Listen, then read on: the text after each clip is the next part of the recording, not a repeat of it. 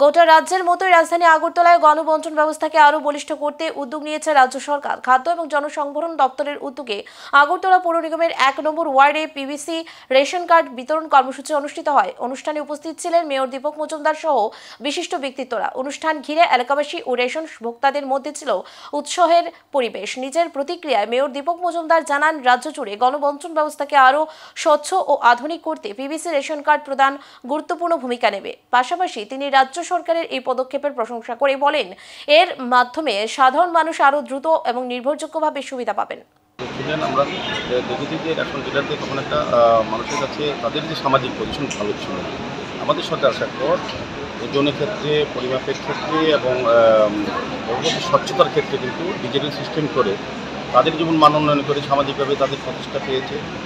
ডিলারদের সম্মান পেয়েছে। রাজ্যে না তাদের কিন্তু একটা দুর্নাম ছিল। আগে ঠিকমতো সরকারি যে জিনিস দপ্তর থেকে আসতো আগের সরকারের সময়, সেগুলি মানুষ সঠিকভাবে সঠিক সময় পেত না। কিন্তু আমাদের সরকার আসার পর আমাদের দপ্তর এবং আমাদের রাজ্য সরকার চিন্তা করেছে না, সঠিক সময়ে এবং সঠিক মূল্যে গুণগত মান বজায় রেখে আধুনিক সিস্টেমের মাধ্যমে, বৈজ্ঞানিক ব্যবস্থার মাধ্যমে গ্রাহকদের হাতে সমস্ত সরকারি যে সকল নিত্য প্রয়োজনীয় দ্রব্য প্রদান করা সরকারের তরফ থেকে সেগুলি দেওয়া ব্যবস্থা করা হচ্ছে। এবং সার্বিকভাবে সারা রাজ্যেই আজকে আগরতলা পৌর নিগমে ১ নম্বর ওয়ার্ড অন্তর্গত ৪টা রেশন ডিলার শপের মধ্যে প্রায় ৬০০ জনকে এখন আনুষ্ঠানিকভাবে টোকেন কার্ড বিলি করা হবে। বাকিগুলি হলো আমাদের আজকের